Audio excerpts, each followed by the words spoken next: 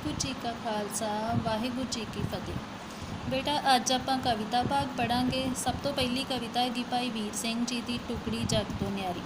कविता पढ़न तो पहलां आपां थोड़ा जिहा भाई वीर सिंह के जीवन बारे देखते हाँ कि वह किवें दे कवि है। भाई वीर सिंह जी आधुनिक पंजाबी ਸਾਹਿਤ ਦੇ पितामह ਮੰਨੇ ਜਾਂਦੇ हैं। भाव के पंजाबी ਸਾਹਿਤ ਦਾ ਮੁੱਢ ਜਿਹੜਾ ਸੀ ਉਹ भाई वीर सिंह ने ਬੰਨਿਆ। वो एक ਸਰਬ ਅੰਗੀ ਸਾਹਿਤਕਾਰ ਸਨ। ਸਰਬ ਅੰਗੀ ਦਾ ਮਤਲਬ ਸਿਰਫ ਉਹ ਕਵੀ ਨਹੀਂ ਬਲਕਿ ਉਹ ਇੱਕ ਬਹੁਤ ਵਧੀਆ ਲੇਖਕ ਸੀਗੇ ਜਿਨ੍ਹਾਂ ਨੇ ਨਾਵਲ ਵੀ ਲਿਖੇ ਆ, ਨਾਟਕ ਵੀ ਲਿਖੇ ਆ, ਕਹਾਣੀਆਂ ਵੀ ਲਿਖੀਆਂ, ਕਵਿਤਾਵਾਂ ਵੀ ਲਿਖੀਆਂ। ਉਹਨਾਂ ਦਾ ਜਨਮ ਅੰਮ੍ਰਿਤਸਰ ਵਿੱਚ ਡਾਕਟਰ ਚਰਨ ਸਿੰਘ ਦੇ ਘਰ ਹੋਇਆ। 10ਵੀਂ ਦੀ ਪ੍ਰੀਖਿਆ ਪਾਸ ਕਰਨ ਤੋਂ ਬਾਅਦ ਉਹ ਕਾਲਜ ਵਿੱਚ ਪੜ੍ਹਨ ਦੀ ਥਾਂ ਸਵੈ ਅਧਿਐਨ ਰਾਹੀਂ ਭਾਰਤੀ ਅਤੇ ਵਿਦੇਸ਼ੀ ਸਾਹਿਤ ਪੜ੍ਹਨ ਵਿੱਚ ਰੁੱਝ ਗਏ। ਭਾਵ ਕਿ 10ਵੀਂ ਤੱਕ ਦੀ ਜਿਹੜੀ ਸਿੱਖਿਆ ਉਹਨਾਂ ਨੇ ਸਕੂਲ ਤੋਂ ਪ੍ਰਾਪਤ ਕੀਤੀ, ਬਾਅਦ ਵਿੱਚ ਸਭ ਕੁਝ ਉਹਨਾਂ ਨੇ ਆਪਣੇ ਆਪ ਸੈਲਫ ਸਟੱਡੀ ਦੁਆਰਾ ਜਿਹੜਾ ਉਹ ਪੜ੍ਹਿਆ। ਭਾਈ ਵੀਰ ਸਿੰਘ ਤੋਂ ਪਹਿਲਾਂ ਕਵਿਤਾ ਰਵਾਇਤੀ ਛੰਦ ਵਿੱਚ ਲਿਖੀ ਜਾਂਦੀ ਹੈ। ਰਵਾਇਤੀ ਛੰਦ ਦਾ ਮਤਲਬ ਕਿ ਪੁਰਾਤਨ ਛੰਦਾਬੰਦੀ ਦੀ ਜੋ ਰਵਾਇਤ, ਜੋ ਟ੍ਰੈਡੀਸ਼ਨ ਚੱਲਿਆ ਆ ਰਿਹਾ ਸੀਗਾ, ਉਸੇ ਦੇ ਵਿੱਚ ਹੀ ਕਵਿਤਾਵਾਂ ਜਿਹੜੀਆਂ ਲਿਖੀਆਂ ਜਾਂਦੀਆਂ ਹੈ। ਪਰ ਭਾਈ ਵੀਰ ਸਿੰਘ ਨੇ ਛੋਟੀਆਂ ਕਵਿਤਾਵਾਂ ਵੱਖ-ਵੱਖ ਤੋਲ, ਤੁਕਾਂਤ ਅਤੇ ਛੰਦਾਂ ਵਿੱਚ ਲਿਖ ਕੇ ਪੰਜਾਬੀ ਕਵਿਤਾ ਜਿਹੜੀ ਉਹਨੂੰ ਇੱਕ ਨਵੀਂ ਲੀਹ ਦੇ ਉੱਤੇ ਤੋਰੀ। ਤੋਲ ਤੁਕਾਂਤ ਦਾ ਮਤਲਬ ਹੁੰਦਾ ਕਿ ਅਖੀਰਲੀਆਂ ਤੁਕਾਂ ਜਿਹੜੀਆਂ ਉਹਨਾਂ ਦਾ ਮੈਚ ਹੁੰਦਾ ਹੋਵੇ। ਸ਼ਬਦਾਂ ਦਾ ਜਿਹੜਾ ਉਹ ਵੱਖ-ਵੱਖ ਤੋਲ ਤੁਕਾਂਤ ਮੰਨਿਆ ਜਾਂਦਾ ਕਿ ਕਿੰਨੀ ਗਿਣਤੀ ਮਿਣਤੀ ਉਹਨਾਂ ਦੇ ਵਰਣਾਂ ਦੀ, ਮਾਤਰਾਵਾਂ ਦੀ। ਸੋ ਇਸ ਤਰੀਕੇ ਦੇ ਨਾਲ ਅਲੱਗ ਕਿਸਮ ਦੀਆਂ ਕਵਿਤਾਵਾਂ ਅਤੇ ਛੋਟੀਆਂ ਕਵਿਤਾਵਾਂ ਲਿਖ ਕੇ ਉਹਨਾਂ ਨੂੰ ਜਿਹੜਾ ਨਵੀਨਤਾ ਬਖਸ਼ੀ। ਉਹਨਾਂ ਦੇ ਪ੍ਰਗਟਾਵੇ ਵਿੱਚ ਵੀ ਨਵੀਨਤਾ ਹੀ। ਕਵਿਤਾ ਵਿੱਚ ਪ੍ਰਕਿਰਤੀ ਚਿੱਤਰਨ, ਦੇਸ਼ ਪਿਆਰ ਦਾ ਜਜ਼ਬਾ, ਵਲਵਲੇ ਅਤੇ ਸੰਗੀਤ ਦਾ ਪ੍ਰਗਟਾਅ ਉਹਨਾਂ ਦੀਆਂ ਕਵਿਤਾਵਾਂ ਦੇ ਵਿਸ਼ੇਸ਼ ਗੁਣ ਮੰਨੇ ਜਾਂਦੇ। ਵਿਸ਼ੇ ਅਤੇ ਰੂਪਕ ਦੋਹਾਂ ਪੱਖਾਂ ਤੋਂ ਹੀ ਉਹਨਾਂ ਨੇ ਕਵਿਤਾ ਨੂੰ ਆਧੁਨਿਕ ਲੀਹਾਂ ਉੱਤੇ ਤੋਰਿਆ। ਭਾਵ ਕਿ ਪੁਰਾਤਨ ਜਿਹੜਾ ਰਵਾਇਤੀ ਛੰਦਾਬੰਦੀ ਸੀ ਉਹਦੇ ਤੋਂ ਖੁੱਲ੍ਹ ਲੈ ਕੇ ਉਹਨਾਂ ਨੇ ਵਿਸ਼ੇ ਵੀ ਨਵੇਂ ਲਏ ਆ ਅਤੇ ਉਹਨਾਂ ਦਾ ਰੂਪ ਦਾ ਪੱਖ ਵੀ ਜਿਹੜਾ ਉਹ ਨਵੇਂ ਤਰੀਕੇ ਦਾ ਚਲਾਇਆ। ਅਰਸ਼ਾਂ ਦੇ ਵਿੱਚ ਕੁਦਰਤ ਦੇਵੀ ਸਾਨੂੰ ਨਜ਼ਰੀ ਆਈ, ਹੁਸਨ ਮੰਡਲ ਵਿੱਚ ਖੜੀ ਖੇਡਦੀ ਖੁਸ਼ੀਆਂ ਸ਼ੈਪਰ ਲਾਈ। ਭਾਈ ਵੀਰ ਸਿੰਘ ਜੀ ਇਸ ਕਵਿਤਾ ਵਿੱਚ ਕੀ ਕਹਿੰਦੇ ਆ ਕਿ ਅਰਸ਼ ਦੇ ਵਿੱਚ, ਅਸਮਾਨ ਦੇ ਵਿੱਚ ਕੁਦਰਤ ਦੀ ਦੇਵੀ ਖੜੀ ਸਾਨੂੰ ਦਿਖਾਈ ਦਿੱਤੀ ਆ। ਉਹ ਦੇਵੀ ਹੁਸਨ ਮੰਡਲ ਦੇ ਵਿੱਚ ਖੜੀ ਆ, ਖੇਡਣ ਡਈ ਆ, ਖੁਸ਼ੀਆਂ ਮਨਾ ਰਹੀ ਆ ਅਤੇ ਆਲੇ ਦੁਆਲੇ ਉਸ ਵਾਤਾਵਰਨ ਦੇ ਵਿੱਚ ਬੇਹੱਦ ਖੁਸ਼ੀਆਂ ਆ। ਇੰਜ ਜਾਪਦਾ ਕਿ ਖੁਸ਼ੀਆਂ ਦੀ ਝੜੀ ਲੱਗੀ ਆ ਜਾਂ ਖੁਸ਼ੀਆਂ ਦੀ ਵਰਖਾ ਹੋ ਰਹੀ।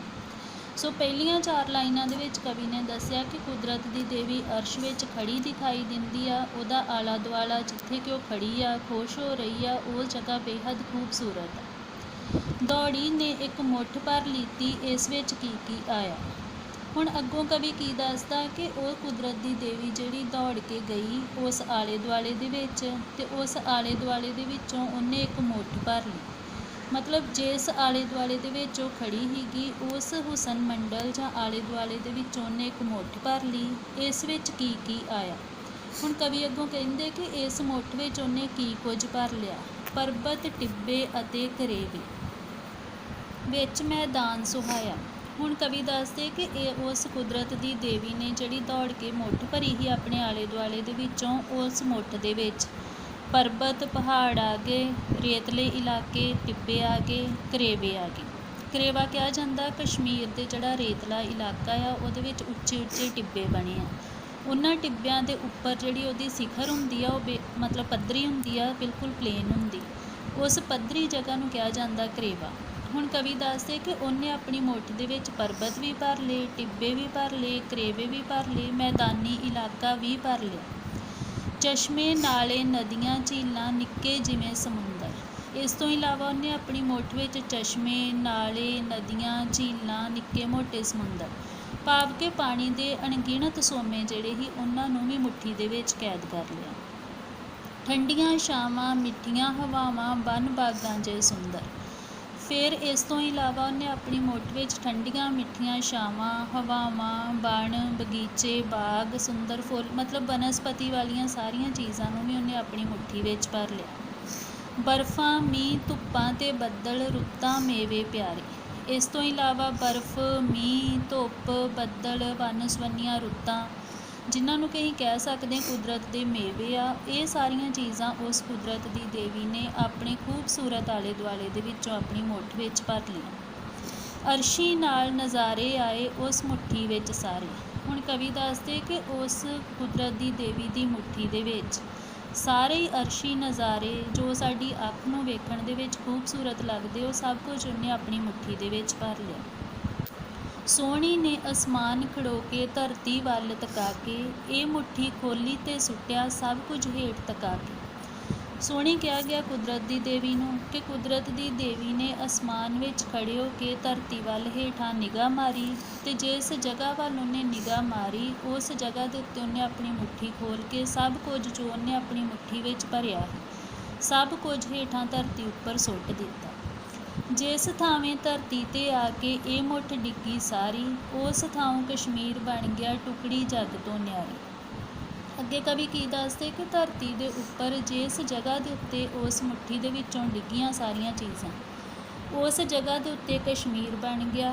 ਭਾਵ ਕਿ ਕਸ਼ਮੀਰ ਦੇ ਵਿੱਚ ਉਪਰੋਕਤ ਸਾਰੀਆਂ ਚੀਜ਼ਾਂ ਜਾਂ ਅਰਸ਼ੀ ਨਜ਼ਾਰੇ ਜਿਹੜੇ ਉਹ ਸੁਭਾਏਮਾਨ ਆ, ਜੋ ਕੁਛ ਸਾਨੂੰ ਇਹਦੇ ਵਿੱਚ ਦੱਸਿਆ ਗਿਆ। ਸੋ ਇਸ ਕਰਕੇ ਕਵੀ ਨੇ ਇਹਨੂੰ ਕਿਹਾ ਕਿ ਕਸ਼ਮੀਰ ਦੀ ਧਰਤੀ ਜਿਹੜੀ ਉਹ ਜੱਗ ਤੋਂ ਨਿਆਰੀ, ਭਾਵ ਕਿ ਸਭ ਤੋਂ ਨਿਰਾਲੀ ਖੂਬਸੂਰਤ ਟੁਕੜੀ ਜਾਂ ਧਰਤੀ ਬਣ ਗਈ। ਹੈ ਧਰਤੀ ਪਰ ਸ਼ੋਅ ਅਸਮਾਨੀ ਸੁੰਦਰਤਾ ਵਿੱਚ ਲਿਸ਼ਕੀ। ਕਵੀ ਦੇ ਕਹਿਣ ਅਨੁਸਾਰ ਉਹ ਹੈ ਤੇ ਜਿਹੜੀ ਕਸ਼ਮੀਰ ਜਗ੍ਹਾ ਆ ਉਹ ਧਰਤੀ ਦਾ ਹੀ ਹਿੱਸਾ ਆ, ਪਰ ਉਸ ਜਗ੍ਹਾ ਨੂੰ ਅਸਮਾਨੀ ਸ਼ੋਅ ਪ੍ਰਾਪਤ ਆ, ਜਿਸ ਕਰਕੇ ਉਹਦੇ ਵਿੱਚੋਂ ਸੁੰਦਰਤਾ ਜਿਹੜੀ ਉਹ ਲਿਸ਼ਕਾਰੇ ਮਾਰਦੀ ਹੈ। ਧਰਤੀ ਦੇ ਰਸ ਸਵਾਦ ਨਜ਼ਾਰੇ ਰਮਜ਼ ਅਰਸ਼ ਦੀ ਚਮਕੀ। ਉਸ ਕਸ਼ਮੀਰ ਨਾਂ ਦੀ ਧਰਤੀ ਦੇ ਵਿੱਚ ਧਰਤੀ ਦੇ ਉੱਤੇ ਜਿੰਨੇ ਵੀ ਤਰ੍ਹਾਂ ਦੇ ਰਸ ਆ, ਸਵਾਦ ਆ, ਨਜ਼ਾਰੇ ਆ, ਅਰਸ਼ਾਂ ਦੀ ਰਮਜ਼ ਆ, ਭੇਤ ਆ, ਸਭ ਕੁਛ ਉਸ ਜਗ੍ਹਾ ਦੇ ਉੱਤੋਂ ਸਾਨੂੰ ਜਿਹੜਾ ਦਿਖਾਈ ਦਿੰਦਾ ਜਾਂ ਮਹਿਸੂਸ ਹੁੰਦਾ।